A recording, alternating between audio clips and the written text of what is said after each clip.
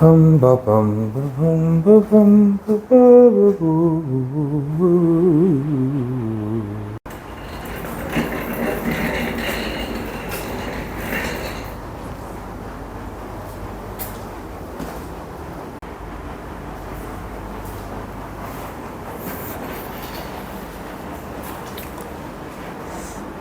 Well, سلام.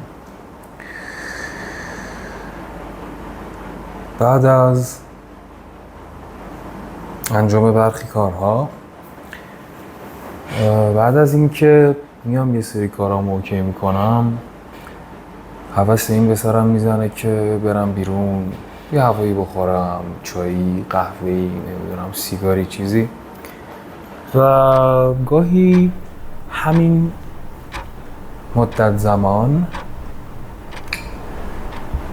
خیلی میتونه تأثیرگذار باشه و احساس میکنم نباید زور زد که حتما این استراحته به یک تایم خیلی کارآمد و نمیدونم عجیب غریب بخواد تبدیل بشه. امروز مفهومی کهنه اما بیش از اندازه حیاتی زنده شد. تایم.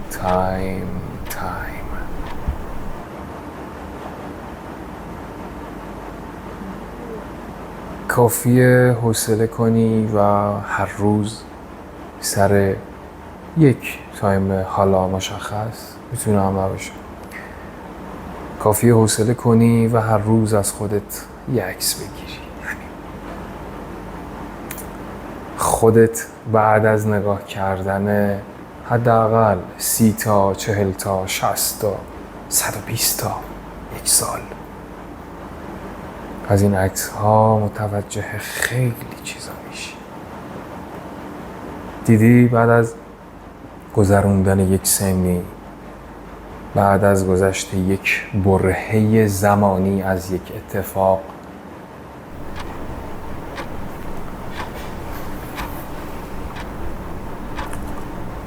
وقتی میشینی به عکسای گذشتت نگاه میکنی، وقتی عکسای چند سال پیش اعضای خانواده رو بیایی نگاه میکنی، متوجه گذر چیزی به نام زمان خواهی شد. زمان هر لحظه و هر ثانیه و هر دم و هر دقیقه خودش رو به طرق مختلف به ما نشون میده، مثل یک آلارم. زود باش، من دارم میگذرم. من واسم مهم نیست که تو میخوای چی کار کنی، چی کارشی، به چی تبدیل بشی، الان چی هستی، فردا میخوای چی باشی، چی بودی.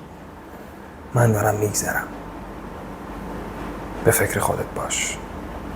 و این بی نهایت اجتناب پذیره.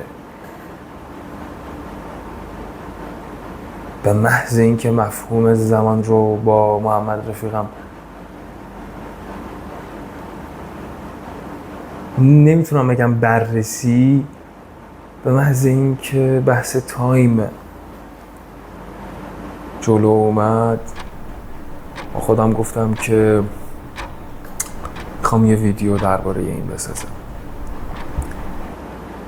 ای عزیزی که داری این ویدیو رو میبینی، هر جای دنیا که هستی، امیدوارم تنت سلامت باشه و اوقات به کامت.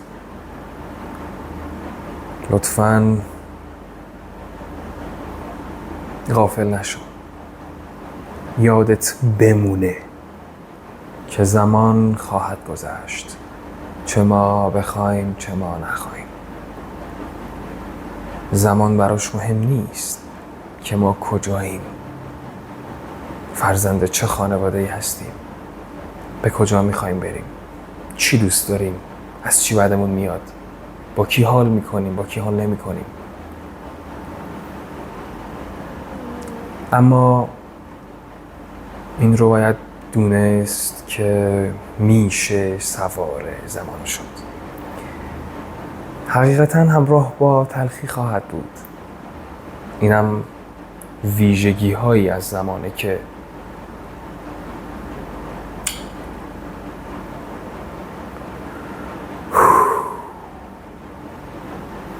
این فیلتره هست که آدمو مثلا پیر بودن آدمو نشون میده. خیلی عجیبه. یعنی هر بار که این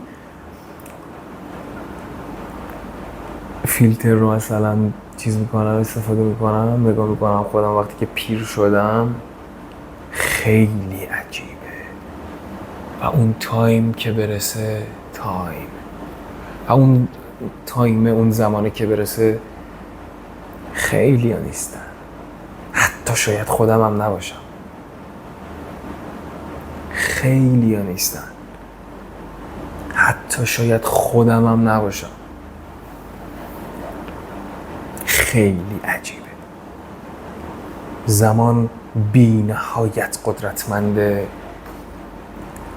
دیدی مثلا اون برندهایی که خیلی قدرتمند و اوکی و با اصالت و نمیدونم فلان بهمانن، تبلیغات آنچنانی نمی کنن. اگر هم تبلیغاتی بکنن، توجه مستقیمی به خودشون نمی کنن. صرفاً در یک اتفاق یک ویژگی خیلی اوکی از خودشون رو میان نشون میدن در نهایت آرامش. برعکس اون برندهایی که نوپان تازه سر در آوردن، میان داد میزنن من خوبم، بیا منو بگیر، فلان کن. زمان هم احساس میکنم همین شکلیه. زمان در نهایت سکوت و به ظاهر سکون خیلی قدرتمنده. کافیه آخرین بارها رو به یاد بیاریم. کافیه اولین بارها رو به یاد بیاریم. اولین باری که دیدیش، اولین باری که بوسیدیش، اولین باری که دعواتون شد و آخرین بارهای همین چیزهایی که گفتم. اولین نخ سیگار، آخرین نخ سیگار. و کافیه صدای اون افرادی رو که الان نیستند یک بار به گوش بیاری. خیلی عجیبه این موضوع. این چون دغدغه واقعا خودمه، هرچند خیلی زیرپوستیه، خیلی اوپاسیتی پایینی داره این موضوع به ظاهر، اما در باطن بیش از اندازه قدرتمنده.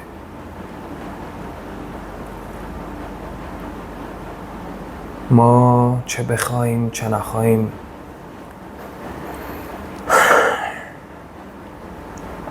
زمان خواهد گذشت.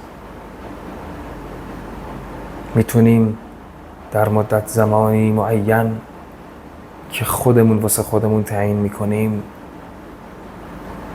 احساس حسرت داشته باشیم یا نه احساس رضایتمندی.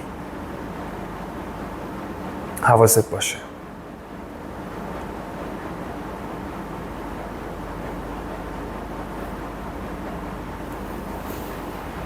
خیلی عجیبه، خیلی عجیبه این داستان. خیلی عجیبه واقعا. تایم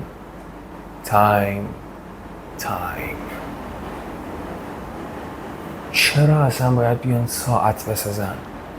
چرا اصلا باید بیان تقویم ها رو خلق کنن؟ چرا میلاد یک انسان به بعد میتونه انقدر مهم باشه؟